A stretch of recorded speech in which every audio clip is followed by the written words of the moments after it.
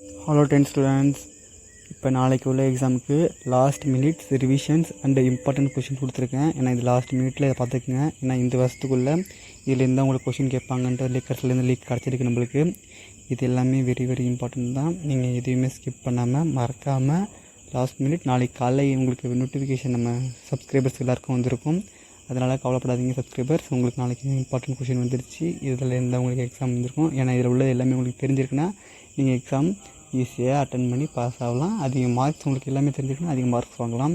இதில் எனக்கு ஓரளவுக்கு தெரியும்னா பாஸ் ஆகிறதுக்கு உங்களுக்கு அதிக சான்ஸ் உண்டு. நீங்கள் நல்லா ஈஸியாக பாஸ் ஆகிடலாம். நல்லா படிங்க, படிச்சிருப்பீங்க. நல்லா ரிவிஷன் பாருங்கள். 1 மார்க்ஸ் நல்லா கோட்டை விட்டுறாதீங்க. 1 மார்க்ஸ் தெரியலனா பக்கத்தில் யார்ட்டாச்சும் கேட்டாச்சு எப்படியாச்சும் 1 மார்க்ஸ் எழுதிருங்க. இந்த 1 மார்க்ஸ் தான் உங்களை பாஸ் பண்ண வைக்கிறதுக்கான ஈஸியான வழி. நீங்கள் 1 மார்க்ஸ் மட்டும் யூஸ் பண்ணிடாதீங்க.